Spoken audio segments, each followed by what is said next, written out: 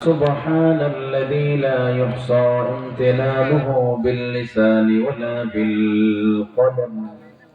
نشهد أن لا إله إلا الله وحده لا شريك له، ونشهد أن سيدنا وسندنا وحبيبنا وطبيب قلوبنا ومولانا محمدا عبده ورسوله، الذي أرسله بالحق بشيرا ونذيرا وداعيا إلى الله بإذنه وسراجا وقمرا منيرا.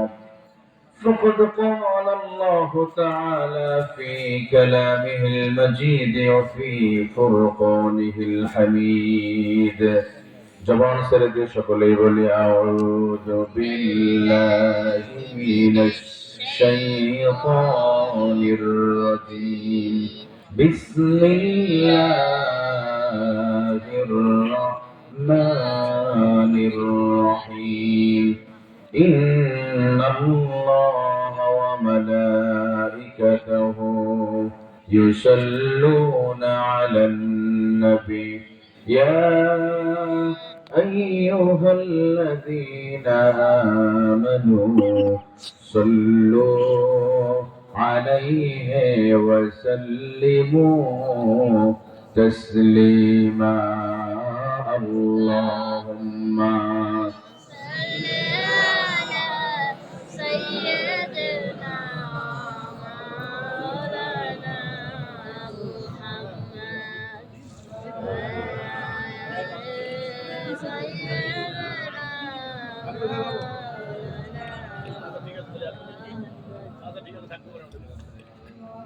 নবীজির প্রতি ভালোবাসা কম না বেশি?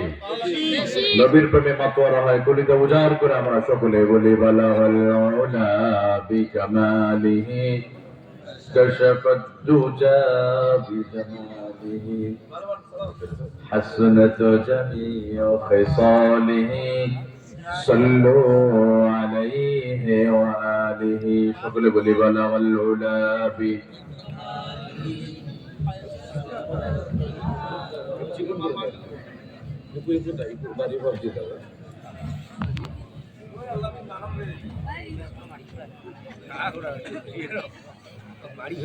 बातिल से दबने वाले आया समान ही हम जो बर कर चुका है तो इम्तिहा हमारा बलगल उला बिकमालिही कशफत दुजा बिजमालिही हसनत जमीउ खिसालिही सल्लु अलैहि। আলহামদুলিল্লাহ, বাগপুর পশ্চিম পাড়া রাহমানিয়া ইসলামিক সংগঠনের উদ্যোগে আয়োজিত 16তম বিশাল মোবারক মোতাবারক তাফসীর কোরআন মাহফিলের জনাব মুআজ্জাজ মোহতারাম সম্মানিত সভাপতি, এই এলাকার সকলের কাছে পরিচিত ব্যক্তিত্ব জনাব মোহাম্মদ আইয়ুব আলী, সাধারণ সম্পাদক বাংলাদেশ জাতীয়তাবাদী দল বিএনপি গঙ্গাচড়া উপজেলা শাখার অন্তর্গত, আল্লাহ তাআলা ওনাকে কবুল করুন। সকলে বলে আমিন। প্রধান অতিথি হিসেবে নাম রয়েছে জনাব মোহাম্মদ মোকাররম হোসেন সুজন ভাই, যিনি কিছুক্ষণ আগে চমৎকার বক্তব্য দিয়েছেন। বাংলাদেশ জাতীয়তাবাদী দল বিএনপি মনোনীত এমপি পদপ্রার্থী রংপুর 1। আল্লাহ তাআলা ওনাকে কবুল করুন। সকলে বলে আমিন। আল্লাহ তাআলা তার মনে আশা পূরণ করে দিক, জনগণের খেদমত করার তৌফিক দান করুন। সকলে বলে আমিন। প্রধান পৃষ্ঠপোষক জননেতা মোহাম্মদ রায়হান সিরাজি, বাংলাদেশ জামাত ইসলামী মনোনীত এমপি পদপ্রার্থী রংপুর 1, চেয়ারম্যান গঙ্গাচড়া মানব কল্যাণ ফাউন্ডেশন রংপুর, তিনি অত্যন্ত গুরুত্বপূর্ণ আলোচনা রেখেছেন। আল্লাহ তাআলা অনেক কবুল করেন। সেগুলো বলে আমিন। সম্মানিত অতিথি রয়েছেন আরো জনাব মোহাম্মদ চাঁদ সরকার, আল্লাহ অনেক কবুল করেন। সেই সাথে স্টেজে বসা জাতির শ্রেষ্ঠ সন্তান হযরত উলামায়ে কেরাম, সম্মুখপানে সমাগত আমার পিতৃতুল্য বাবাজিরা, আমার যুবক ভাইরা, পর্দার অন্তরাল মা বোনেরা, আলোচনা আওয়াজ যতদূর যাদের কর্ণকুহরে পৌঁছে যাচ্ছে, আলোচনার সূচনা লগ্নে শুরুতে আবারও সালাম, আসসালামু আলাইকুম ওয়া রাহমাতুল্লাহি ওয়া বারাকাতুহু। সম্মানিত প্রিয় ভাই সব, কোরআনের এই মাহফিলে আসতে পেরে খুশি না বেজার? এটা কোরআনের মাহফিল, জান্নাতের বাগান। আপনাদের কোনো সন্দেহ আছে? আছে নাকি? সন্দেহ আছে? হয়তো বলতে হুজুর এটা তো পড়ে থাকা জায়গা, এটা জান্নাত কিভাবে হলো? এরকম প্রশ্ন হতে পারে না? এই প্রশ্ন জবাব রাসূলুল্লাহ 1400 বছর আগে দিয়েছে। নবীজি বলেন, আল্লাহর যে জমিনে আল্লাহর উলহিয়াত, আল্লাহর রুবুবিয়ত নিয়ে যেখানে আলোচনা হয়, আল্লাহ জিকির হয়, আল্লাহর প্রশংসা হয়, নবীজি বলেন, বান্দা তোমাদের দৃষ্টিতে মনে হতে পারে পড়ে থাকা জায়গা, কিন্তু আল্লাহর দৃষ্টিতে ওটা জান্নাতের বাগানে পরিণত হয়ে গেছে। সুবহানাল্লাহ। মাজালিসুল ইলমি হিয়া রাউযাতুম মিন রিয়াদিল জান্নাহ, এটা এখন জান্নাতের বাগান। এই জন্য যেই জান্নাতের বাগানে যে মহান মনিব শত ব্যস্ততার মাঝে ইস্তাগলসা জি বাংলার যাত্রী না বানিয়ে যে আল্লাহ আমাদেরকে জান্নাতে বাগানে মেহমান হিসেবে কবুলে মঞ্জুর করেছে, চলুন না সে আল্লাহর শিখানো ভাষায় তার দেওয়া জবানে ভাব আবেগ অনুভূতি উজাড় করে কণ্ঠে কণ্ঠে মিলিয়ে কালিমাতু শুকর আদায় করে বলি আলহামদুলিল্লাহ। আরো জোরে বলি আলহামদুলিল্লাহ। লাখো করে দরুদ সালাত ও সালাম বর্ষিত হোক নবী মুহাম্মদ রাসূলুল্লাহ সাল্লাল্লাহু আলাইহি ওয়াসাল্লাম উপরে, সকলে বলি সাল্লাল্লাহু আলাইহি ওয়াসাল্লাম। সম্মানিত প্রিয় বন্ধুগণ, শুকরিয়া আদায় করলাম কার? আল্লাহ। একটু জোরে বলতে হবে আল্লাহ। আপনাদের কষ্ট হচ্ছে নাকি? না। আল্লাহর নাম উচ্চারণ করলে কোনো মামলা হবে? না। জেলে যাওয়া লাগবে নাকি? না। এখন তার স্বৈরাচার নাই বাংলাদেশে, পালাইছে না, কিসের ভয়? এদের গলা উঁচু করে বলতে হবে শুকরিয়া আদায় করলাম কার? আল্লাহ। আরো জোরে, আরো জোরে। রংপুরের মানুষ ইনশাআল্লাহ আগামীতে আপনারা প্রমাণ করে দিবেন রংপুরবাসী, কথা বলা ঠিক কিনা?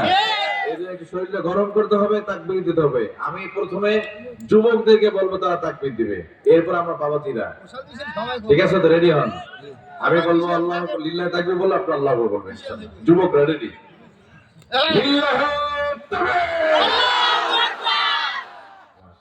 এবার আমার বাবাজিরা দাড়ি পাকাই রিটায়ার্ড করছেন, ওনারা দিবে লিল্লাহ তাকবীর। এবার সবাই মিলে খেলা হবে এই জায়গায়। লিল্লাহ তাকবীর, আল্লাহু আকবার, আল কোরআনের আলো, সংসদে জ্বালাও। সারা জীবন ঘরে ঘরে জ্বালালাম, এবার সংসদে জ্বালাবো। সামনে আসছে আগামী ফেব্রুয়ারিতে জ্বালাবো কোথায়? এই জন্য এতদিন ঘরে বাইরে জ্বালাতে, এবার সংসদে জ্বালাবো। লিল্লাহ তাকবীর, আল্লাহু আকবার, আল কোরআনের আলো, সংসদের আলো, আল হাদিসের আলো, সংসদের আলো, লিল্লাহ তাকবীর, আল্লাহু আকবার। মাশাআল্লাহ, আল্লাহ আপনাদের কবুল করুন। আমি এই কিতাব থেকে আলোচনা করবো, আপনাদের কষ্ট হবে? এই কিতাবে ভুল আছে অনেকগুলা, একটাও নাই, সব তোমরা জানে।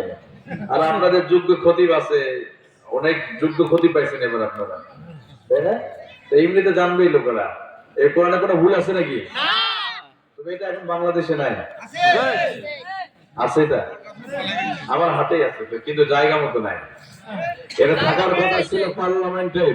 আজকে যদি কোরআন যদি পার্লামেন্টে থাকতো, বাংলা জমিনে কোন আলেম থেকে কেউ কথা বলে সাহস পেত না।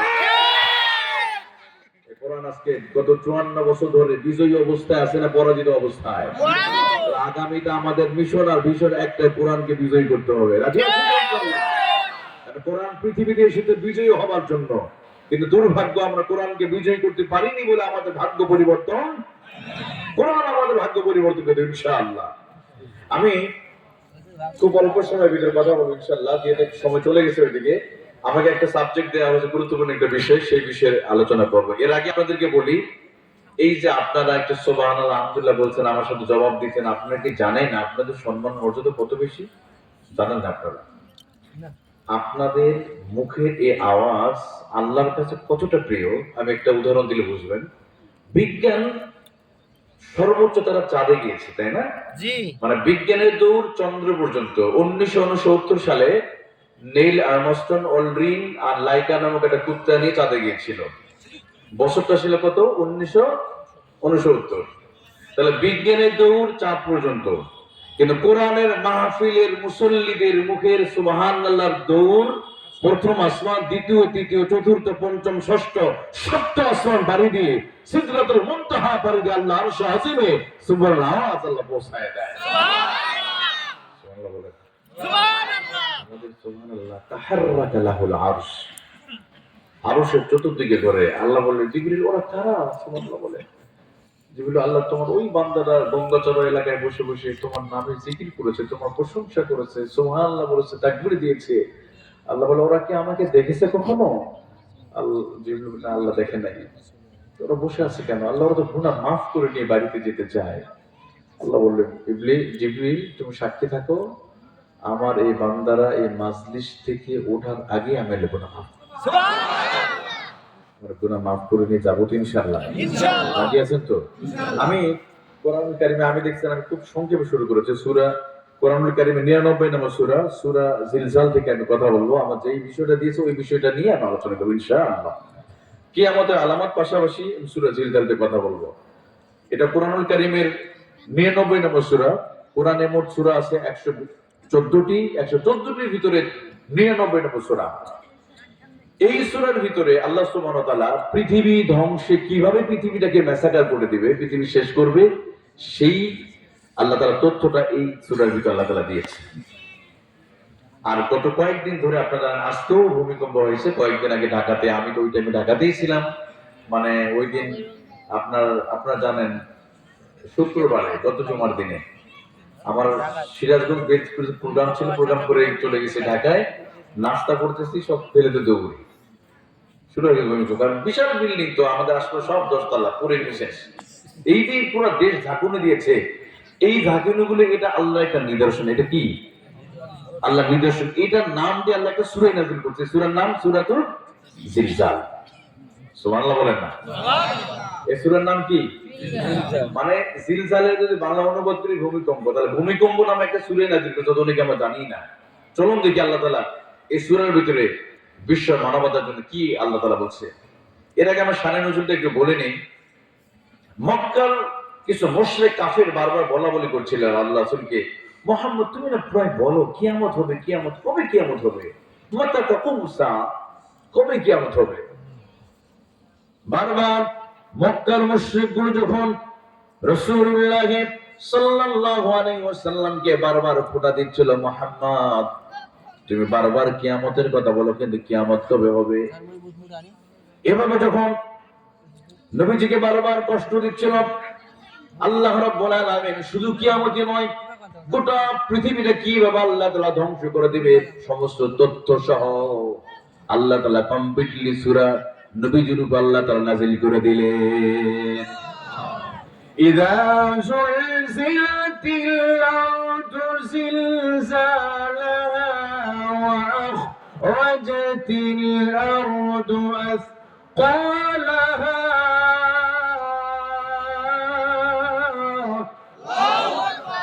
আল্লাহ রাব্বুল আলামিন একে একে সূরা জিলজালের 8টা নবীজির উপর রব্বুল আলামিন সুন্দর করে নাজিল করে দিয়ে আল্লাহ তাআলা কাফিরদের প্রশ্ন জবাব আল্লাহ তাআলা দিয়ে দিলেন। আমি সরাসরি আলোচনা চলে যাচ্ছি। আল্লাহ রাব্বুল আলামিন বলছে, ইদা জুলজিলাতিল আরদ, যখন জমিনটা প্রচন্ডভাবে কেঁপে উঠবে, জমিন যখন কেঁপে উঠবে, ও ক্বালাল ইনসানু মা লাহা, মানুষ যখন বলবে হায় কি হলো, হঠাৎ যেন এই অবস্থা কেন, কারণটা কি। আমার প্রিয় ভাইয়েরা, পৃথিবী আল্লাহ সৃষ্টি করেছে ভূমিকম্প দিয়ে, আবার ধ্বংস করবে ভূমিকম্প দিয়ে। বিগ ব্যাং থিওরির কথা গোটা পৃথিবীর মানুষ জানে।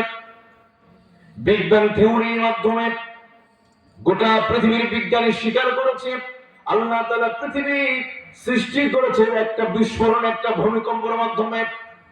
1927 সালে জর্জ লামিত্রপ, ব্রাজিলিয়ান একজন বিজ্ঞানী, তিনি বললেন, বিগ ব্যাং থিওরির মাধ্যমে তিনি স্বীকার করে নিলেন, তিনি বললেন আসমান আর জমিন ওতপ্রোত জড়িয়ে ছিল একটা ভয়ঙ্কর বিস্ফোরণের মাধ্যমে, দুইটা আলাদা হয়ে যায়। এরপর পৃথিবী কি হয়ে যায়, চন্দ্র সূর্য সবকিছু আলাদা আলাদা হয়ে যায়। আল্লাহ তাআলা এটাও কোরআনে সূরাতুল আম্বিয়ার ভিতরে রব্বুল আলামিন 1400 বছর আগে আমার আল্লাহ জানিয়ে দিচ্ছে, আওয়ালাম ইয়ারাল্লাযীনা কাফারু আন্নাস সামাওয়াতি ওয়াল আরদা কানাতা রাতকান ফাফতাকনাহুমা। তারা কি দেখে না, আকাশ আর জমিন ওতপ্রোতভাবে জড়িয়ে ছিল। তার মানে হল আল্লাহ তাআলা পৃথিবী সৃষ্টি করেছে ভূমিকম্প দিয়ে, আবার পৃথিবী ধ্বংস করবে ভূমিকম্প দিয়ে। অর্থাৎ এমন একটা দিন আসবে, এই জমিন আজকে স্থির আছে, আল্লাহ তাআলা জমিনটা বিছানার মতো বানিয়ে দিয়েছে, কিন্তু এই জমিনটা এরকম ভাবে থাকবে না। আমাদের ঘর বাড়ি সবকিছু শেষ হয়ে যাবে। আমরা যেখানে বসে আছি এই জমিনটা হয়তো একটা দিন সমুদ্র হয়ে যেতে পারে, ধ্বংস হয়ে যেতে পারে। আল্লাহ তো অনেক আগেই কোরআনে বলে দিয়েছে সব শেষ হয়ে যাবে, থেকে যাবে কে? আরো জোরে বলেন না। কুল্লু মান আলাইহা ফান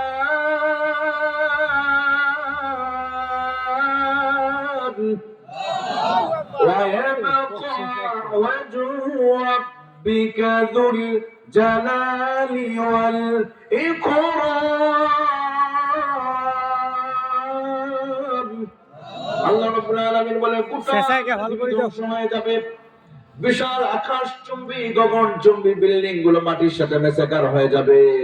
আল্লাহ রাব্বুল আলামিন বলেন ওয়াইদাল বিহারু ফুজ্জিরাত, সমুদ্রের পানিগুলো উৎপেলিত হয়ে উঠবে। ওয়াইদাল কুবুর বুতিরাত, কবর থেকে মানুষগুলো দলে দলে বের হয়ে যাবে। আসমান থেকে চৌচির হয়ে যাবে। সূর্য চন্দ্র ইদাশ শামসু কুওয়ারাত ওয়াইদান নুজুমু কাতারাত। আল্লাহ তাআলা বলেন সূর্য তার আলো হারিয়ে ফেলবে। আজকে যে সূর্য আমাদেরকে আলো দেয়, বিজ্ঞানী স্বীকার করেছে এমন একটা দিন আসবে সূর্যের যে জ্বালানিটা আছে দিন দিন নাকি জ্বালানিটা কমিয়ে যাচ্ছে। আল্লাহ কোরআনে বলছে ইদাশ শামসু কুওয়ারাত, সূর্যের আলোটা আল্লাহ গুটিয়ে নেবে। সূর্যের আলোটা থাকবে না একদিন। আচ্ছা কি হবে যদি ঘুম থেকে ওঠার পরে যদি আমরা পূর্ব দিগন্তে সূর্য পেলাম কিন্তু আলো নাই, আমরা কি বেঁচে থাকতে পারবো? একটু চোখ বন্ধ করে খেয়াল করেন যে সূর্য নাই, সূর্য আলো নাই, এই উদ্ভিদ এই জমিনে চলাফেরা করতে পারলাম না। আবার কি করছে ইদাশ শামসু কুওয়ারাত ওয়া ইদান নুজুমু কাদারাত, চন্দ্র তারা আলো হারিয়ে ফেলবে, চন্দ্রের জ্বালানিটাও শেষ হয়ে যাবে। দিনের বেলা সূর্য যা আলো দিত রাতের বেলা চন্দ্র আলো দেওয়া বন্ধ করে দিবে। তার মানে হলো পৃথিবীটাকে আল্লাহ তাআলা এভাবে সবকিছু রব্বুল আলামিন গুটিয়ে নেবে, কারণ কিয়ামত প্রতিষ্ঠিত হয়ে যাবে।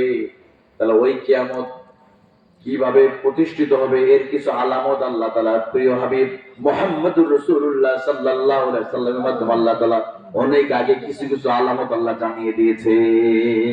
কিছু আলামত আল্লাহ জানিয়ে দিয়েছে, সেদিকে যাচ্ছে। এর আগে দ্বিতীয় আয়াতের দিকে চলে যায়। মানুষ তখন অবাক হয়ে যাবে, মানুষ বলা বলি করবে কি শুরু হলো? যেদিন ভূমিকম্প শুরু হলো ওই দিন কিন্তু অনেক মানুষ অবাক হয়ে গেছে। এমন ভিডিও আমরা দেখেছি বাবা তার সন্তানকে ফেলে দিয়ে চলে গিয়েছে। আমি যেখানে ছিলাম পাশের বিল্ডিং একজন মহিলা তার সোনা টাকা পয়সা নিয়ে তিনি জানালা দিয়ে লাফ দেওয়ার জন্য চেষ্টা করেছে, কিন্তু পরে তাকে রক্ষা করেছে। অর্থাৎ এই সময় ভূমিকম্প যখন শুরু হয়ে যায় মানুষ অবাক হয়ে যায়, কি করবে, মানুষ দিক বিদিক হারিয়ে ফেলে সিদ্ধান্তহীনতায় ভোগে। কারণ ওই সময় মানুষ সিদ্ধান্ত নিতে পারে না, প্রচন্ড ভাবে মানুষ ভয় পেয়ে যায়। এমনকি রব্বুল আলামিন সামান্য একটা নমুনা কথা আল্লাহ বলেছে, যদি যেদিন হাসুর কায়েম হয়ে যাবে ওই সময়টা হবে আরো ভয়ঙ্কর, আরো বেশি ভয়ঙ্কর হয়ে যাবে। এমনকি আল্লাহ তাআলা সূরা হজের মধ্যে বলেন أيها الناس اتقوا ربكم إن زلزلة الساعة شيء عظيم يوم ترونها تذهل كل مرضعة عما أرضعت وتضع كل ذات حمل حملها وترى الناس سكارى وما هم بسكارى ولكن عذاب الله আল্লাহ তাআলা বলে পৃথিবীর মানুষ শুনে রাখো ওই দিনকে তোমরা ভয় করো যেদিন জমিনটা কেঁপে উঠবে। অর্থাৎ যেদিন আল্লাহ তাআলা পৃথিবী ধ্বংস করে দিবে। আরে ওই দিনের পরিস্থিতিটা কেমন হবে? যখন মায়েরা সন্তানকে দুধ পান করানোর জন্য বসে যাবে তারা হারিয়ে যাবে, ভুলে যাবে সন্তান দুধ পান করছে কিনা। গর্ভবতী মহিলারা কখন যে গর্ভপাত হয়ে যাবে, কখন সন্তান জন্ম দেবে টেরি পাবে না। এখন ওই দিনের বিভীষিকা আর ভয়ঙ্কর গগন বিদারীর শব্দে তারা প্রচন্ড ভাবে তারা ভয় পেয়ে যাবে। যেই ভয়টা আমরা সামান্য একটু ভয় পেয়েছিলাম গত জুমার দিন, তাই না? এটা সামান্য একটু ভয়, কিন্তু চূড়ান্ত ভয় যে শব্দটা আসবে মানুষ প্রথমে ভয় পেয়ে যাবে। গর্ভবতী মহিলারা কোন সময় সন্তান জন্ম দিতেই পাবে না, তার সন্তান কোথায়, কে কার আগে পালাতে পারে। আপনারা দেখেছেন, আমি নিজে দেখেছি, অনেক বাড়িওয়ালা ভাড়াটিয়ার আগে ঘর থেকে লাফ দিয়ে পালাইছে। আমরা অনেক সময় টাকা পয়সা নিয়ে অহংকার করি না, ক্ষমতা না অহংকার করি, আমরা ঘর বাড়ি না অহংকার করি, কিন্তু ভূমিকম্প আসলে এই অহংকার ঠিকই। এটা আমরা নিজে দেখেছি, যে আমি যেখানে থাকি অনেক 10 তলা 20 তলা বিল্ডিং এর মালিক, এদের অহংকার ভাড়াটিয়াদের সাথে কুত্তার মতো আচরণ করে। যদি 1 মাসে ভাড়া দিতে না পারে কেমন আচরণ করে, এই বেরিয়ে যা, মানে ভাড়াটিয়া ভাড়াটিয়া কথা বলে। কোন ভাড়াটিয়াকে কিভাবে বলে, এই ভাড়াটিয়া দিকে আয়, মানে মানে ভাড়াটিয়াদের কোনো সম্মানই নাই। আমি গত জুমাটা আলোচনা করছি মসজিদে, আমার মসজিদে, এই যে আপনারা ভাড়াটিয়া ভাড়াটিয়া বলেন, আজকে কি হয়েছে আপনাদের? একজন বাড়িওয়ালা স্ট্রোক করে এখনো হাসপাতালে পড়ে আছে। ভূমিকম্প শুরু হলে দেখা যায় কে বাড়িওয়ালা কে ভাড়াটিয়া, ভাড়াটিয়ার আগে বাড়িওয়ালা ঘর থেকে পালিয়ে যায়। কিসের অহংকার করেন আপনি? ক্ষমতার অহংকার। দেখবেন এই যে এখন অহংকারী কে কার ক্ষমতা আছে, পেশি শক্তি দিয়া মাজলুমদের উপর জুলুম আর নির্যাতনে ক্ষমতা বাড়াবাড়ি থাকবে না। একটা মনে রাখবেন, 3টা জিনিস নিয়ে কখনো অহংকার করা যাবে না। কয়টা জিনিস? কারণ এই 3টা জিনিস স্থির থাকে। একটা হলো ক্ষমতা, সম্পদ আর চেহারা। কয়টা? 3টারই পতন হয়ে যায়। ক্ষমতা থাকবে না, অহংকার, চরম অহংকার করেছিল ফেরাউন, ঠিকছে? আবু জেহেল অহংকার করেছিল, নমরুদ করেছে, তাদের অহংকার টিকে নাই। একইভাবে অহংকার করেছিল আমাদের দেশে যারা দীর্ঘদিন ক্ষমতায় ছিল, তারাও অহংকার করে বলতো এতদিন এত বছর আমরা থাকবো। কে থাকতে পেরেছে? অহংকারের সীমালঙ্ঘন যারা করবে, আল্লাহ তাদেরকে দুনিয়াতে পতন করে দিবে। সীমালঙ্ঘন যারা করবে, অহংকার যারা করবে, এদেরকে জমিন থেকে পালিয়ে যেতে হয়। বুঝছেন না? এরকম অহংকারী যারা, এদের পতন দুনিয়াতে হয়। ছোট্ট একটা কথা দেখবেন, একটা মানুষ সব প্রস্তুতি আছে, সিম্পল বিষয়ে পতন হয়ে যায়। যখন ফেরাউন ডুবেছিল কোথায়? পানিতে। ওরা কিন্তু বিশাল সেনাবাহিনী যুদ্ধ করে লাগে না, আল্লাহ এমনিতে শেষ করে। আবু জেহেল অহংকার করেছিল রাসূলুল্লাহর সাথে, কিন্তু আবু জেহেলের মারছে মানে হাজার হাজার সেনাবাহিনী দেন আর ছোট 2টা বাচ্চা দিয়ে মাছ মরাজ না। যে যত বড় জালেম, আল্লাহ তাকে তত ছোট ছোট আযাব দিয়ে নাস্তানাম করছে। কথা বলার কথা ঠিক কিনা? নমরুদ আল্লাহর সাথে বেঈমানি করেছিল, এই নমরুদকে মনে অনেক বড় হাতি পাঠিয়েছে, তাই না? কি দিয়ে? একদম প্রতিবন্ধী, ডায়াবেটিস হয়ে গেছে, আবার হাঁটতেই পারে না। আল্লাহ বলে, তুই আল্লাহর সাথে পাল্লা দিলে কাল্লা থাকবে? ছোট্ট একটা মশা দিয়ে নমরুদ রিসাইজ করেছে, তাই না? ঠিক গত 17 বছর ধরে আর একজন আমাদের উপর চাপিয়ে বসেছিল, যারা এদেশে মানুষের মুখের ভাষা কেড়ে নিয়েছিল। কথায় কথায় আলেমদেরকে খাঁচায় বন্দি করে, আলেমদেরকে জেলখানায় দিয়ে মানবতার জীবন যাপন করার বাধ্য পরিণত করেছিল। যারা আলেমদেরকে নিয়ে মসজিদ মাদ্রাসা নিয়ে মাহফিল নিয়ে তারা কটাক্ষ করত, তাদেরকেও আল্লাহ তাআলা ছোট্ট একটা বিষয়ে তাদেরকে কি করতে খতম করে দিয়েছে। যে 17 বছর ধরে বড় বড় রাজনৈতিক দলগুলো কিছু করতে পারলো না, অথচ স্কুল কলেজ ছাত্ররা স্লোগান দিছে একবার। কয়বার? একবার। বাংলার জমিনে বৈষম্য মানে না, তুমি কে আমি কে শুরু হয়ে গেল।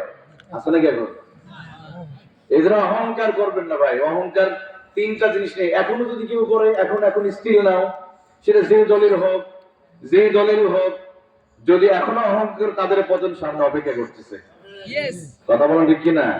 এই জন্য আমরা 3টা জিনিস নিয়ে কখনো বড়াই করব না। চেহারা, আজকে চেহারা ভালো আছে, একটা দিন থাকবে। আচ্ছা, সালমান শাহকে সবাই দেখছেন না? জি, ওনাকে দেখছেন। সালমান শাহ এখন আছে? নাই। ওনাকে হত্যা করছে, যাই হোক, উনি আল্লাহ ওনাকে শান্তিতে রাখুক। ওই যে সুন্দর চেহারাটা কি আছে? নায়ক মান্না আছে? এই চেহারা থাকবে না। আপনি চেহারা নিয়ে যদি বড়াই করেন না কেন, এই চেহারা নিয়ে যতই ভাব দেখেন না কেন, মাথার চুল আর চেহারা, নারীদেরকে, আমার বোনদেরকে বলছি, অনেক বোনেরা যতই চেহারা নিয়ে বড়াই করেন না কেন, আজকে সুন্দরী আগামী দিনের বুড়ি, আজকের যুবক আগামী দিনের বৃদ্ধ, ঠিক তাই না? আচ্ছা, এখানে আমাদের দাড়ি পাকা বাবাজিরা আছে, ওনারা কি একদিনে দাড়ি পাকছে না এই দাড়িটা পাকতে 50-60 বছর লাগছে? আগামী 50 বছরের ভিতরে এখানে আমরা নাই, 90% মানুষ মরে যাবে এখানে।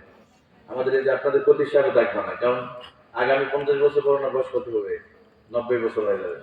90 না হলেও কাছাকাছি চলে যাবে। তাহলে আমরা কোথায়? 99% এই মাহফিলে স্টেজে যারা আছে আমরা কেউ থাকবো না, আমি মরে যাবো। আগামী 50 বছর লাগবে, হয়তো 20 বছরের ভিতরে আমরা অনেকে মরে যাবো। আগামী 30 বছরের ভিতরে এখানে অনেক মুরব্বী আছে যাদের বয়স হয়ে গেছে, সবারই বেশি দিন নয়, হয়তো 5, 10, 20 বছরের ভিতরে এখানে যারা যুবক আছে আগামী 30 বছরের ভিতরে বৃদ্ধ হয়ে যাবে। আর আমাদের অপেক্ষা করছে এমন একটা পোশাক, এরকম এই পোশাকটার কথা মনে আছে তো? যতই দামি পোশাক করে অহংকার করেন ভাই, কোনো লাভ নেই। এইটার মধ্যে ঢুকে যাবো আমরা। আল্লাহ এটা ঢুকে প্যাকেজ করবি, এই পোশাকটা আমাদের আর কিছু নাই, যতই সম্পদ থাকুক না কেন সব এর মধ্যে আপনাকে চকলেটের মধ্যে মরা দিয়ে এরকম দিয়ে বাসবাগানে রেখে আসবে। কেউ যাবে? কিসের অহংকার করেন? ক্ষমতার অহংকার, চেহারা, সম্পদ আল্লাহ তাআলা কখনো স্থির রাখে না। এটা প্রথম সময়ের ব্যাপার, সামান্য কয়েক। আজ থেকে 1 বছর আগে যারা অহংকার করেছিল, আজকে যারা কথা বলতেছে তারা পালিয়ে পালিয়ে বেড়াচ্ছে। দুনিয়াটা ঠিক এরকমই পরিবর্তন হয়। এই জন্য প্রিয় বেড়া, সমাজে চলতে গিয়ে কখনো অহংকার করা যাবে না। আচ্ছা, মনে আছে অহংকার করে, অহংকার জন্য মানুষ অনেক অনেক কিছু হারিয়ে ফেলে। 2007 সালে একটা বিশ্বকাপ খেলা হচ্ছিল, ফুটবল খেলা, মনে আছে আপনাদের? আমি যুবকদের যেটা আছে একটু স্মরণ করে দিই। 2007 সালে ফ্রান্স ইতালি মাঝে ফাইনাল খেলা হচ্ছিল, ফ্রান্স আর ইতালির মাঝে। তো ফ্রান্সের খেলোয়াড় ছিল জিনেদিন জিদান, তো ইতালির খেলোয়াড় মার্কো মাতারো সম্ভবত, সে সিলেজিং করে, একটা সিলেজিং করে জিদানকে, অর্থাৎ মা বাবা তুলে গালি দেয়। তো জিদান নিজের রাগকে কন্ট্রোল না করতে পেরে রাগের মাথায় কি তার বুকে একটা মাথা দিয়ে মানে কি করে, এটা দেখছেন না অনেকে? বাস লাল কার্ড পেয়ে গেল না। এই যে রাগ, এই যে ক্ষোভ, এই ভুল সিদ্ধান্তের কারণে সে একটা শিরোপা হারিয়েছে। জিদানকে প্রশ্ন করা হয়েছিল যে তোমার জীবনের সবচেয়ে কষ্টের দিন কোনটা ছিল? সে বলেছিল আমার জীবনে ওই রাগের মাথায় ওই যে সিদ্ধান্ত নিয়েছিলাম, যে মাথায় ঢিস দিয়েছিলাম, এটা ছিল আমার জীবনের সবচেয়ে বড় ভুল। এই জন্য প্রিয় ভাইরা, রাগ আর এই অহংকার আল্লাহ তাআলা দুনিয়াতেই পতন করে দেয়, মৃত্যু লাগবে না, এর আগেই শেষ হয়ে যাবে। এই জন্য আমরা অহংকার করা যাবে না, অহংকার করা যাবে না। আল্লাহ রাব্বুল আলামিন বলছেন ইয়াউমাইদিন তুহাদ্দিসু আখবারাহা, আল্লাহু আকবার, ওয়া আখরাজাতিল আরদু আসকালাহা ওয়া ক্বালাল ইনসানু মা লাহা। 2 নম্বর আয়াতে আল্লাহ বলেন ওয়া আখরাজাতিল আরদ, জমিন আসকালাহা, সে তার সমস্ত বোঝাগুলো বের করে দিবে। সিকলুনের বহু বচন আসকাল, কোন বোঝা জমিন বের করে দিবে? তাফসীরের মধ্যে এসেছে 2টা বোঝা বের করে দিবে। একটা হলো এই মাটির ভিতরে যত মানুষ মাটির নিচে দাফন হয়ে আছে, সমস্ত মানুষগুলো ওই ভূমিকম্পের সাথে সাথে তারা বের হয়ে যাবে।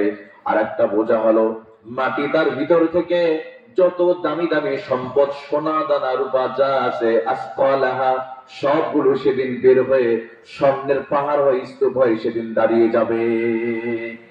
ওয়াকালাল ইনসান, মানুষ বলল হাই, একই কথা, এই যে সোনা পড়ে আছে, রূপা পড়ে আছে, অথচ এই সোনা রূপা নিয়ে আমরা কত মারামারি করেছি, এই সম্পদ নিয়ে আমরা মার্ডার করেছি, সম্পদ নিয়ে জায়গা জমি নিয়ে কত মারামারি করেছি।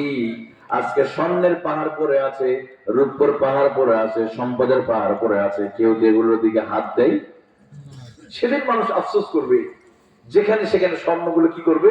আসকালাহা ওয়া আখরাজাতিল আরদ, জমিন বের করে দিবে।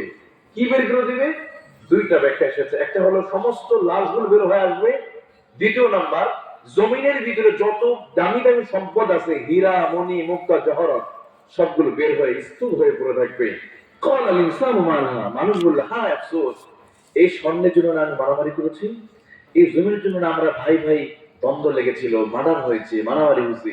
আবার মেয়েরা সেদিন আফসোস করে হায়, এই স্বর্ণের জন্য আমি আমার স্বামীকে কতবার গালি দিয়েছি, আমার স্বর্ণ নাই, স্বামীর সাথে বকা দিয়েছি, এই স্বর্ণ নিয়ে কত কিছু, কিন্তু সেদিন মানুষ আফসোস করবে, হায় আফসোস। সেদিনে আফসোস কি চলবে? এই জন্য প্রিয় ভাইয়েরা, আমার বোনদেরকে বলি, বোন, যাদের স্বর্ণ নেই আপনি আফসোস করবেন না। পৃথিবীতে যে নারী যত স্বর্ণ থাকুক না কেন, এগুলো নিয়ে কবরে যাওয়া যায়। এই যে গত 2 দিন আগে পূবালী ব্যাংকের ভল্ট থেকে আমাদের সাবেক ওই যে মানে বুজুর্গ প্রধানমন্ত্রী, ওনার বল থেকে 800 কত কোটি, মাত্র 832 ভরনের স্বর্ণ পাওয়া গেছে। সুবহানাল্লাহ বলেন। এটা তো বিক্রি করা হয় 18 কোটি টাকা। 18 কোটি টাকা স্বর্ণ ওখানে উনি নিরাপদে রেখে দিয়েছে। আচ্ছা, এই 18 ভরি স্বর্ণ কি কেউ মানে 832 ভরি, 18টা 832 ভরি স্বর্ণ এটা কেউ ব্যবহার করতে পারবে? পারবে না। কিন্তু যেভাবে হোক চুরি করে, যেভাবে হোক আপনি কোনো রাখছেন। যেই নারী যত সম্পদ, এমনকি দেখবেন কোন মেয়ে যখন মারা যায়, হাতে যদি স্বর্ণের আংটি যদি থাকে, দেখবেন আর একটা মেয়ে আজ থেকে খুলে নেবে। এই জন্য মরার সাথে সাথে মেয়েদের কি করে, কানের দুল, গলার মালা, হাতের আংটিটা দ্রুত আত্মীয় স্বজনে খুলে নেয়। যদি একটু দেরি করে ওটা খুঁজে পাওয়া যায় না। যদি হাসপাতালে মারা যায়, শেষে ওখানে চুরি হয়ে যায়। মরা লাশের কাছ থেকে চুরি করে, নাউজুবিল্লাহ বলেন। স্বর্ণ জিনিস দূরে করা, মৃত নারীদের সাথেও ঘৃণা করছে কয়েকদিন আগে বাংলাদেশে, নাউজুবিল্লাহ বলেন। আফসোস, রংপুরে হয়েছে, ময়মনসিংহে মৃত একজন আমাদের বোন, সে মারা গিয়েছে, সেই লাশটার সাথে অশ্লীল কাজ করছে। আজকে এই যে ধর্ষণ, আজকে জীবিত মেয়েদেরও নিরাপত্তা নাই, মরে গেছে মরেও শান্তি নাই। এর কারণ হলো একটাই, আমরা শান্তির কিতাব আর মানি না। আল্লাহ বলে তোমার শান্তিতে যদি থাকতে চাও তাহলে শান্তির কিতাবটা মানো, কিন্তু এটাই তো আমরা বাইপাস করছি। গত 53 বছরের ভিতরে কোরআন কি মেনেছি আমরা? 53 বছরের ভিতরে 53 মিনিট আমরা কোরআন দিয়ে রাষ্ট্র চালাই নাই। এমনকি এই 54 বছরের ভিতরে আমাদের বাংলাদেশ সংসদে নারীরা চালিয়েছে, একটা বছর নয়, 2 বছর নয়, 32 বছর মহিলারা রাষ্ট্র চালিয়েছে। এরপরে তারা নারীদের নিরাপত্তা দিতে, আমাদের প্রধান দুইটি দলের প্রধান নারী, তাই না? স্বরাষ্ট্রমন্ত্রী মহিলা, পররাষ্ট্রমন্ত্রী মহিলা, শিক্ষামন্ত্রী মহিলা। আপনাদের রংপুরের একটা গৃহপালিত একজন ছিল মহিলা, ওনার স্ত্রী, চাচার স্ত্রী। সব মহিলারা ক্ষমতা থাকার পরেও তারা নারীদের নিরাপত্তা দিতে পারে নাই। তার মানে হলো আল্লাহর বিধানকে বাইপাস করে সমস্ত নারীদেরকে যদি ক্ষমতায় যদি বসানো হয়, এরপরও কিয়ামত কায়েম হয়ে যাবে, এই জমিনে নারীদের তারা নিরাপত্তা দিতে পারবে না। অথচ আপনি চলে যান, পিছনে চলে যান, হযরত ওমরের জামানায় ওরা 12 লক্ষ বর্গ মাইলের রাজত্ব ছিল, আর আমাদের বাংলাদেশ হলো মাত্র 56,000 বর্গ মাইল। মানচিত্রের ভিতরে বাংলাদেশ লেখাটাই ধরে না, বাংলাদেশ লিখতে গেলে আরেকটা দেশে চলে যায়। এতটুকু জায়গার ভিতরে 54 বছরের ভিতরে আমরা নারীরা ক্ষমতা থাকার পর নারীদের নিরাপত্তা দিতে পারলো না। আর হযরত ওমর 1400 বছর আগে তিনি 12 লক্ষ বর্গ মাইলের ভিতরে তিনি নারীদের নিরাপত্তা দিতে পেরেছে। কারণ হলো কি, উনি কোরআন দিয়ে মেনেছে, তাই না?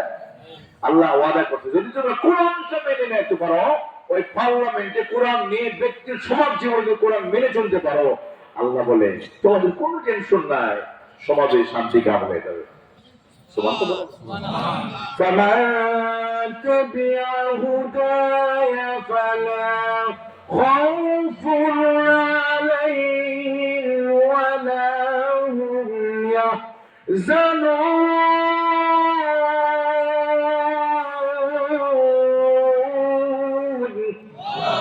আল্লাহ রাব্বুল আলামিন বলেন কোরআন কারীমের একটা নাম হলো হুদা।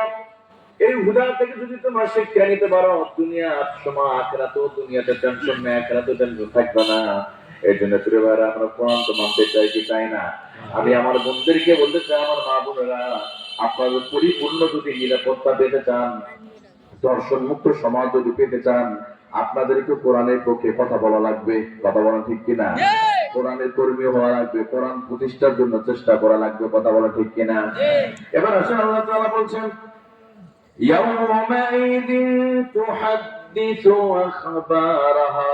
সেদিন জমিন তার সমস্ত খবরগুলো বের করে দিবে। আবু হুরায়রা বলেন, আতাদরুনা মা আখবারুহা, জমিন কোন খবরগুলো বলে দিবে?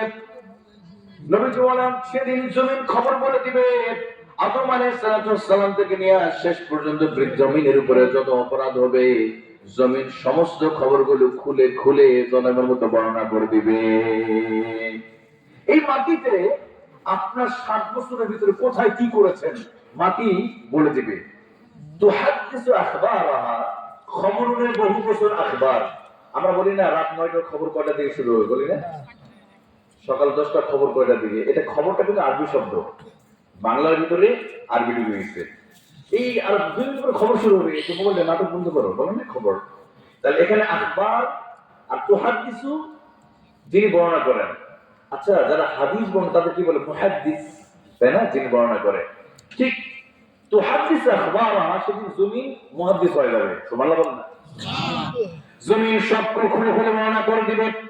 এই মাটির উপরে কোথায় কি করেছি, কোথায় কোন চিপে চাপা গিয়ে আমি মদ খেয়েছি, গাঁজা খেয়েছি, আবার খেয়েছি, কোথায় আমি সুদের টাকা নিয়েছি, কোন জায়গায় আমি জিনা করেছি, মাটি খুলে খুলে সব কিছু বর্ণনা করে দিবে।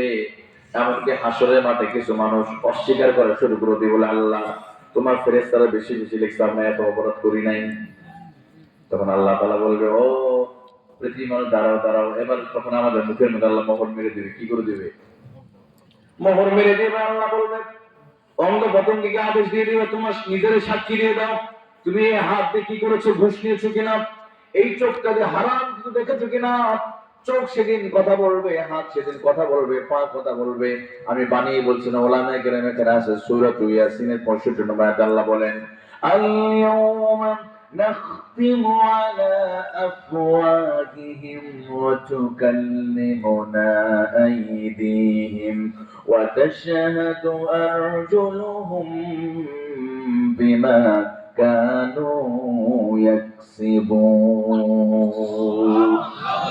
আল-ইয়াওমা নাখতিম আফওয়াহিহিম, সেদিন আল্লাহ রাব্বুল আলামিন আমাদের মুখমণ্ডলের উপরে মোহর মেরে দিবে। হাত কথা বলবে, পা কথা বলবে। এই হাত দিয়ে আমি কার হাত ধরেছিলাম, এই হাত দিয়ে যদি কোনো নারীর হাত ধরে থাকে সেদিন হাত বলে দিবে আল্লাহ এই হাত দিয়ে বিবাহ বহির্ভূত আর একজন নারীর হাত ধরেছে, তখন হাত আল্লাহকে সাক্ষী দিবে।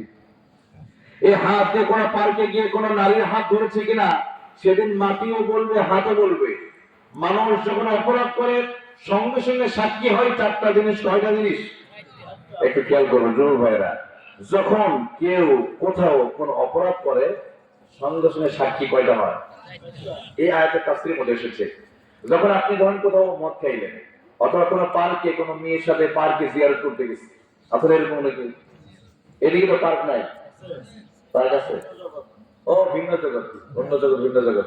দেখবেন ছেলে মেয়েরা, অনেক মেয়েরা তাদের ওই যে নিয়ে চলে যায়, জোড়ায় জোড়ায় বসে থাকে। আফসোস, অনেক যুবকরা পার্কে জিয়ারত করে কিন্তু মায়ের কবর জিয়ারত করে না, বাবার কবর জিয়ারত করে না। ছাড়া মায়ের কবরটা জিয়ারত করলে খুশি হতো কে? আহা, যুবক, যতক্ষণ তুমি তোমার বান্ধবীর হাত ধরে বসে থাকবে ততক্ষণ নেকি হবে না গুনাহ হবে? হ্যাঁ, ওই হাতটা ধরা যদি একটু আলহামদুলিল্লাহ বলে যদি ধরতে পারে তাহলে কি হবে? সওয়াব আছে।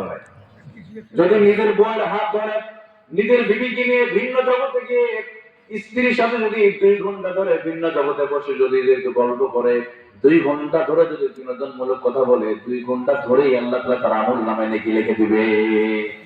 কিন্তু ওই পার্কে গিয়ে অন্যের আরেকটা বউকে নিয়ে অথবা আরেকজন মেয়েকে নিয়ে যদি কেউ বিবাহ করা ছাড়াই অবৈধ ভাবে যদি বসে থাকে, যতক্ষণ বসে থাকবে ততক্ষণ হাতের গুনাহ হবে। ওই মাটি সাক্ষী দিবে, আসমান সাক্ষী দিবে, আমার সাথে যে ফেরেশতাগুলো আছে ফেরেশতাগুলো সেদিন সাক্ষী।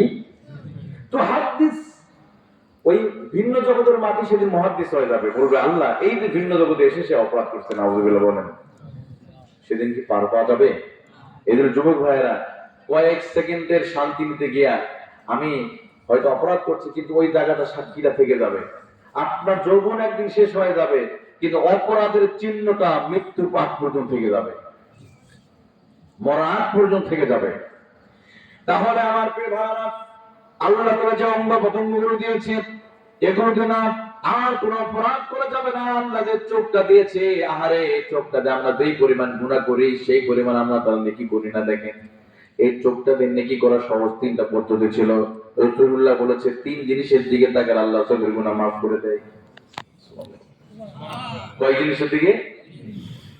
আন-নাযরু ইলা সালাসাতি আশিয়া, 3 জিনিসের দিকে তাকালে আল্লাহ তাআলা চোখের গুনাহ মাফ করে দিবে।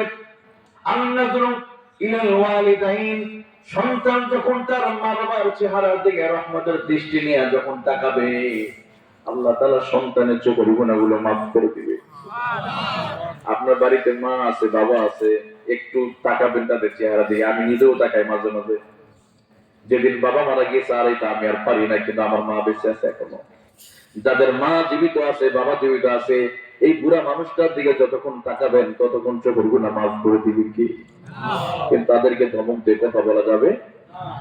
দাড়ি পেকে গেছে, মুরব্বী মানুষ, মা বয়স হয়ে গেছে, তারপরে প্রস্তাব পায়খানা করে দিলে অনেকে রেগে যায়, বুড়ার বাচ্চা বুড়ায়, বুড়ির বাচ্চা বুড়ি পায়খানা করছে কেন বলে না, তোমার কিন্তু গ্রামে রেখে আসবো। আবার বৌমা বলে তোমার বাবা যদি আবার প্রস্তাব করে, হয় তোমার বাবা থাকবে না আমি থাকবো। এরকম আছে না ভালো ভালো বউ, কন্ডিশন দিয়ে দেয়। বুঝতে হবে, সে সমস্ত বউদেরকে বলি আগামী দিন আপনিও কিন্তু শাশুড়ি হবেন, তাই না? শাশুড়ি হবে না? খবরদার এই বয়স্ক মানুষগুলোর এই কয়েকটা দিন একটু সেবা করেন না, সব কে দিবে? আর যুবক ভাইয়ের যে মা বাবার প্রস্তাব পায়খানা ঘৃণা লাগে, আমরা আমাদের জীবনে প্রথম টয়লেট করেছি কোথায় জানেন? মায়ের কোলে। আমাদের জীবনে প্রথম পায়খানা বাথরুম ছিল মায়ের কোল, মায়ের আঁচল। এখানে এমন কেউ নাই মায়ের কোলে প্রস্রাব পায়খানা করে নাই, আমরা সবাই প্রস্রাব পায়খানা করেছি মায়ের আঁচলে, এমনকি মায়ের পেটের ভিতরে আমরা প্রস্রাব পায়খানা করেছি। তাহলে যেই মা ছোটবেলা প্রস্রাব পায়খানা করলাম, মা ঘৃণা করলো না, এবার মা বাবার বয়স বেশি হয়ে গেছে, এখন অনেকে ঘৃণা করে, আসে না নাই? খবরদার। আচ্ছা এখানে কয়জন আছে মায়ের প্রস্রাব পায়খানা পরিষ্কার করেছে, মায়ের শাড়িটা পায়খানা ভরে গেছে সার্ফের ফিল্ডে ধুয়ে দিছে, এরকম কয়জন আছে? আমরা নাই, দুই একজন থাকতে পারে। বাবার লুঙ্গি পরিষ্কার করে দিয়েছে কয়জন আছে আমরা? ওই যে আছে একজন বাবাজি। মাঝে মাঝে আপনি আপনার আব্বার লুঙ্গিটা নিতে ধুয়ে দিবেন ভাই, কারণ আপনি আমি আপনার বাবার কোলে 2.5 বছর প্রস্রাব পায়খানা করেছে, এই ঋণ তো শোধ করতে পারেন নাই। তাহলে বাবার লুঙ্গিটা মাঝে মধ্যে নিজে আপনার বউ ধুবে কেন, নিজে ধুয়ে দিবেন আপনি। আপনার বইয়ের দায়িত্ব নয়, বইয়ের দায়িত্ব নয় তার, আর ছেলের বাবা মা খেদমত করা ছেলের দায়িত্ব, কারণ সে তার মা পেট থেকে আসছে, বাবার কাছে অরুষে আসছে না। এই জন্য বলছি আমাদের জীবনে প্রথম হোটেল হলো মায়ের 2টা স্তন, সুবহানাল্লাহ বলেন না?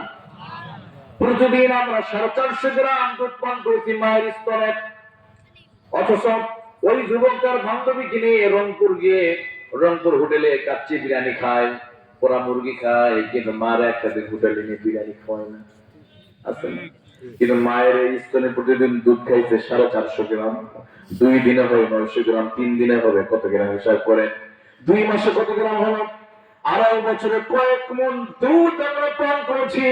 এই চামড়া কেটে দিয়ে মায়ের 1 ফোঁটা দুধের ঋণ শোধ করা যাবে না। অথচ সেই মাকে আমরা অনেকে ধমক দেয়, বাবাকে অনেকে ধমক দেয়। আমি একটু বলে যাই আপনাদের পাশে, খুব একটা বেশি ধরনের লালমনিরহাটে একটা ঘটনা আছে, এর শুনেছি, এর ওইদিকে মাহফিল করতে গিয়ে আমাদের কিছু অভিজ্ঞতা আছে। মায়ের সাথে খারাপ আচরণ করেছে ছেলেটা, মরার আগে পঙ্গু হয়ে দিনের পর দিন বিছানাগত হয়েছিল, পা পচে শরীরের দুর্গন্ধ বের হয়েছে। সমাজের মানুষ বলতো আল্লাহ যেন তার মৃত্যুটা যেন তাড়াতাড়ি হয়। মানুষ মৃত্যু কামনা করেছিল, এতটা দুর্গন্ধ বের হয়েছিল, মানে মাকে লাথি মেরেছে পা দিয়ে, পাটা পচে গেছে। মা বাবার সাথে খারাপ আচরণ করে শাস্তি কবরে নয় দুনিয়াতে, 2টা শাস্তি দুনিয়াতে। কয়টা? মানে কবরে যাওয়ার আগে শাস্তি দিতে পারলাম। আর 2টা শাস্তির ভিতরে আল বাগি ওয়াল হুকুক, একটা হলো জুলুম করা, অন্যায় করা, বিচার করা, অন্যের জমি দখল করা, অন্যের জায়গা দখল করা, অন্যের রাস্তা বন্ধ করা, টিউবওয়েলে পানি বন্ধ করে দেওয়া, কারো উপর আঘাত করা, জুলুম করা এক। আর একটি হলো একইভাবে এটাও বড় অপরাধ, যদি কেউ তার মা বাবাকে যদি কষ্ট দেয়, এটারও শাস্তি দুনিয়াতেই হবে। এই জন্য ভয়ঙ্কর, খুব সাবধান, এটা করা যাবে। আমি বলছিলাম 3 জিনিসের দিকে তাকালে গুনাহ মাফ করে আল্লাহ না। একটা হলো মা বাবার দিকে, আন্নাদুরু ইলাল মাসহাফ, কোরআনের অক্ষরের দিকে তাকালে গুনাহ মাফ করে দেয় কে? কিন্তু ফেসবুকের দিকে তাকালে গুনাহ মাফ হবে না। যেই পরিমাণ টিভি আর ফেসবুকে আমরা সময়টা দেই, এই পরিমাণ সময় যদি আমরা আল্লাহকে দিতাম, তাহলে গোটা পৃথিবীর মানুষগুলো আল্লাহ বলি হয়ে যেত।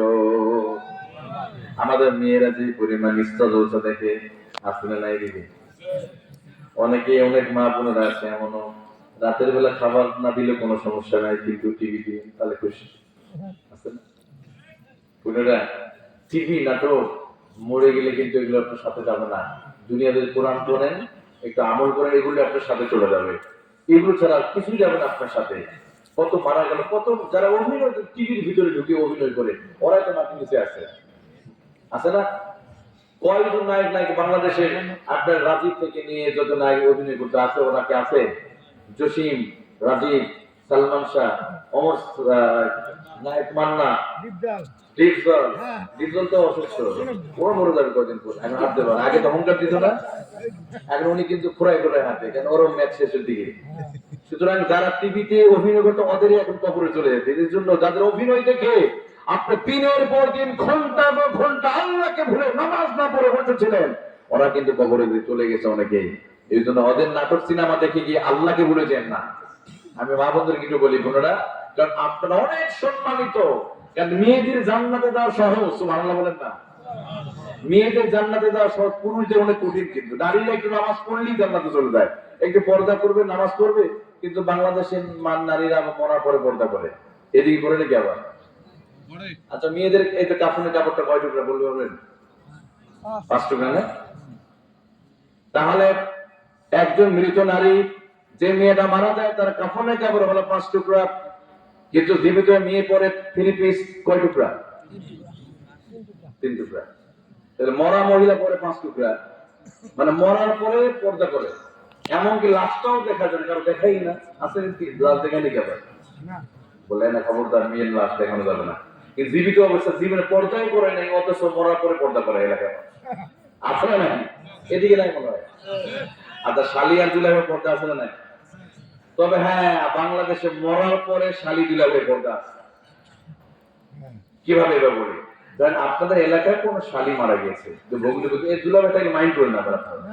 তো দুলাভাই এসে বললো, তো মুরব্বীরা, আমি তো আমার শালিকে অনেক ভালোবাসি, আমার স্বামী আমার শালির লাশটা আমি গোসল করে দেবো, দিবেন আপনারা? এই যে মুরব্বীরা আছে না, লাঠি মেরে দুলাভাই কি শালিকে গোসল করে নাকি? বলবে না, করতে দিবে না। লাঠি মারবে, তারপর কথা কিসের ভগ্নিপতি, দুলাভাই কি শালিকে গোসল করে নাকি? অথচ এই দুলাভাই শালি যখন জীবিত ছিল, হুন্ডার পিছনে নিয়ে রংপুরে গেল, ভিন্ন জগতে গেল, সমাজের মানুষ তখন আস্তাগফিরুল্লাহ বলছে, আস্তাগফিরুল্লাহ বলছে, তখন মরে গেছে। এখন তো শালি কথাই বলতে পারে না, জিয়ালা ফেকাশে হয়ে গেছে। এখন তো হুয়া করে আগুন দিলেও কিছু কথা বলবে। এখন কিসে পর্দা? কথা বলা ঠিক কিনা? তাহলে আমাদের সমাজে পর্দা মরার পরে, শালি আর দুলাভাই পর্দা মরার পরে না, মরার আগে করতে হবে। কথা বলা ঠিক কিনা? যদি আপনার শালীর বয়স যদি 11 বছর হয়, তারও পর্দা করতে হবে। কোরআনের বিধানে কোনো স্থান নাই। আল্লাহ তাআলা আমাদের বোঝার তৌফিক দান করুন, জোরে বলুন আমিন। আমি বলছিলাম আমার বাবা জিনাল, আমি এই 4টা আয়াত নিয়ে কথা বলবো। তাহলে আল্লাহ রাব্বুল আলামিন বলেন, কিয়ামতে আল্লাহ তাআলা ধ্বংস করে দিবে পৃথিবী। তাহলে এই যে পৃথিবী ধ্বংস হওয়ার আগে আল্লাহ কিছু কিছু আলামত আল্লাহ দিয়ে দিয়েছে, তোমরা মনে করে নিবে, তখন কিয়ামত আর খুব একটা বেশি দূরে। কিয়ামতের তাহলে 1 নম্বর আলামত শুনে একটু খেয়াল করেন। 1 নম্বর আলামত কয় নম্বর? বিশ্ব নবী পৃথিবীতে যেদিন জন্ম নিয়েছেন মক্কায়, মা আমিনার ঘরে যেদিন তাশরীফ এনেছেন, ওই দিনই কিয়ামত প্রতিষ্ঠিত হয়ে গেছে। সুবহানাল্লাহ। কেন? এটা কি আমাদের 1 নম্বর আলামত। যেদিন রাসূলুল্লাহ সাল্লাল্লাহু আলাইহি ওয়াসাল্লাম মক্কাতে জন্ম নিলেন, আব্দুল্লাহর ওরসে মা আমিনার পেটে, ওই দিন কিয়ামত উদ্বোধন করে দিয়েছে। হাদিস থেকে বলছেন, নবী বলেন, বুইস্তু ফি নাসামিস সাআব, আমি রাসূলুল্লাহ সাল্লাল্লাহু আলাইহি ওয়াসাল্লাম, আমি রাসূল কিয়ামত আমি উদ্বোধন করেছি। যেদিন আমি জন্ম নিয়েছি সেদিন কিয়ামত উদ্বোধন হয়েছে। কারণ আমার রাসূল তিনি ছিলেন শেষ নবী, আর কোন নবী আসবে? তার মানে পৃথিবীর মেয়াদ শেষের দিকে। এবার আসলে যেদিন নবীজি দুনিয়াতে বিদায় হয়ে গেলেন, সেদিন কিয়ামতের 2 নম্বর আলামত 100 ওই দিন বাস্তবায়ন হয়ে গেছে। অর্থাৎ যেদিন রাসূল দুনিয়াতে চলে গিয়েছে, সেদিন কিয়ামত 2 নম্বর আলামত প্রতিষ্ঠিত হয়ে গেছে। তারপর নবী চলে গেছে, আর কোন নবী আসবে? এখন কোন নবী রাসূল আছে? তার মানে অথচ আগে নবী এসেছিল, নবীদের পরে নবী, ইউনূস নবী পরে ঈসা বিন নূনের পরে হিজকিল আলাইহিস সালাম, একটা পর্যায়ে নবী আসতেই ছিল। এখন কিন্তু আর নবী, তো নবী সাল্লাল্লাহু আলাইহি ওয়াসাল্লামের ইন্তেকালের পর 1447 হিজরি চলতেছে। মানে কি 1447 বছর পার করে ফেলেছি ভাই। নবীজি পৃথিবীতে যার আর কতদিন? তার মানে কি আমরা কিয়ামতে খুব কাছাকাছি আমরা এখন আছি, খুব কাছাকাছি। সন্ধ্যার পরে যেমন রাত্রির আগমন, ঠিক তেমনি কিয়ামত আমাদের ডাকতে হাতছানি দিয়ে খুব বেশি দূরে নয়। অনেকে ভাবছেন আমি আর একটু পরে ইবাদত করবো, আর পরে বুজুর্গ হবো, আল্লাহ ওলি হবো। না, সেই সময়টা আপনি পাবেন না। মানে সন্ধ্যা পরে যখন রাত্রির আগমন, ঠিক তেমনই ভাবে আমাদেরকে ডাকতেছে কবর। মৃত আমাদেরকে ডাকতেছে, আমাদেরকে প্রতিনিয়ত ডাকতেছে। তাহলে আমার প্রিয় ভাইরা, আমার নবী শেষ নবী, আর কোন নবী আসবে? তবে হ্যাঁ, তবে সময়ে সময় অনেক ভণ্ড নবীর আবির্ভাব হবে। আমার নবী বলেছেন আমার ইন্তিকালের পরে 29 জন ব্যক্তি নিজেকে নবী বলে দাবি করবে, বুঝে নেবে কিয়ামত অতি নিকটে। এর ভিতরে 29 নম্বরের সিরিয়ালের দিকে 28 নম্বর সিরিয়ালের মধ্যে কাদিয়ানি কাযযাব, যে কাদিয়ানিরা নিজেদেরকে নবী বলে দাবি করেছিল, গোলাম আহমদ কাদিয়ানি নিজেকে নবী বলে দাবি করেছে। এরও সিরিয়াল প্রায় 28 নম্বর সিরিয়াল অর্থাৎ হয়ে গেছে। এক একজন ব্যক্তির, যাদের সবাই দাবি করলে হবে না, কারণ অনেকে নবী বলে দাবি করেছে, যাদের কোটি কোটি ফলোয়ার হবে। এই কাদিয়ানীদের আমার ভক্ত এই রংপুরে বেশি, রংপুরে বেশি, পঞ্চগড়ে আসতে না। আচ্ছা, আপনাদেরকে বলি, নবীর ইন্তেকালের পরে আর কোন নবী আছে? যদি কেউ দাবি করে সে মুসলমান না, সে কাফের। সে কি হবে? সে কাফের। তার সাথে কোন সম্পর্ক চলবে না। ওই কাদিয়ানীদের সাথে আপনার মেয়েকে বিবাহ দিতে পারবেন না, কাদিয়ানীর মেয়েকে বিয়ে করতে পারবেন, তারা কাফের। মুসলমান বিয়ে করে তার বিয়েও টিকবে না। কিন্তু এইরকম কাদিয়ানীদের সংখ্যাও, কিন্তু ওরা নিজেদেরকে কাদিয়ানী পরিচয় দেয় না। তারা প্রথমে কি বলে? আমরা আহমদিয়া মুসলিম গ্রুপ বলবে। আপনাদের বলবেন সহজে, এদিন একটু সতর্ক থাকবেন ভাইয়েরা। এইরকম লোক দেখলে সতর্ক থাকবেন, তাদের হেদায়েতের জন্য দোয়া করতে হবে, তাদেরকে বুঝাতে হবে, কিন্তু তাদেরটা গ্রহণ করা যাবে না। তাহলে কে আমাদের 2 নম্বর আলামত? নবীর ইন্তিকাল। আল্লাহ নবীর ইন্তিকাল হয়ে গেছে, এখন তার খুব একটা বেশি দূর নয়। নবী চলে গেছে, 1447 বছর হয়ে গেল। তার মানে হলো আমরা কিয়ামতের খুব কাছাকাছি। একইভাবে নবীজি বলেন, এবার হাদিসের মধ্যে আসেন, কিয়ামতের আগে আগে এমন সময় হবে, ইয়াকবিদুল ইলমা লা তাকুমুস সাআ, ততক্ষণ কিয়ামত হবে না যতক্ষণ না পর্যন্ত মানুষের ভিতরে ইলমটা উঠিয়ে যাবে। মানুষ জাহেলদেরকে গ্রহণ করবে, মূর্খদেরকে নেতা হিসেবে গ্রহণ করবে, ভালো মানুষদের সমাজে কোনো দাম থাকবে। ঠিক এখনো দেখবেন সমাজে যত চোর বাটপার গুন্ডা পান্ডা যারা আছে, এদেরকে মানুষ সম্মান করে, আছে না? আবার এই মানুষগুলো নির্বাচনের সময় দেখবেন, বল্টু ভাইয়ের চরিত্র ফুলের মতো পবিত্র, বিরিটানে মাত্র, একে দিবে ভোট। কেন? একে চা খাওয়াইছে। কি খাওয়াইছে? চা দিছে না, কিছু টাকা দিছে। এটা করা যাবে না ভাই। আপনি আপনার আমানত, কিয়ামতের আগে আমানত উঠে যাবে। আল আমানাতু মাগনামা, আমানত থাকবে না। আপনি যাকে দায়িত্ব দিলেন, উনি যদি ক্ষমতায় যায়, আল্লাহর আইনের বিরোধিতা করে, উনি ক্ষমতায় গিয়ে যদি পতিতাবৃত্তির লাইসেন্স দেয়, মদের বারের অনুমতি দেয়, তাহলে আপনিও যতজন মানুষ মদ খাবে, প্রত্যেকটা মানুষ সেই পরিমাণ গুনাহ পেয়ে যাবে। কিন্তু যদি আপনি ইসলামিক দলকে যদি এমন কাউকে যদি দেন, যারা কোরআনকে রাষ্ট্র চালাতে চায়, যারা ক্ষমতায় গেলে মদকে নিষিদ্ধ করে দিবে, পতিতাবৃত্তি নিষিদ্ধ করে দিবে, এমন যদি কোনোদিন যদি সুযোগ পান, ওই মানুষগুলোকে কি করতে হবে? আমাদের বেশি বেশি রাজি আছে তো ইনশাআল্লাহ? ইনশাআল্লাহ। তাহলে এবার আসেন, কিয়ামতের আগে এমন একটা ঘটে, ওয়াতাকসুরু সালাজিল। 2 নম্বর নবীজি বললেন, প্রচন্ড ঘন ঘন ভূমিকম্প হবে কিয়ামতের আগে আগে। লা তাকুমুস সাআ, ততক্ষণ পর্যন্ত কিয়ামত হবে না যতক্ষণ না ঘন ঘন ভূমিকম্প না হবে। কারণ এই যে ছোট ছোট ভূমিকম্প, গত 4 বছরে বাংলাদেশে প্রায় কয়েক হাজার বার ভূমিকম্প হয়ে গেছে, ছোট ছোট ভূমিকম্প। আজকের দিনেও ভূমিকম্প, 3 মাত্রার ভূমিকম্প ঢাকাতে হচ্ছে। আপনার তো তীর পান নাই, কিন্তু ঢাকাতে ভূমিকম্প হচ্ছে। আমি বাসায় শুনলাম যে ভূমিকম্প হচ্ছে, পত্রিকাতে আসছে প্রতিদিন ভূমিকম্প নরসিংদীতে উৎপত্তি স্থলে।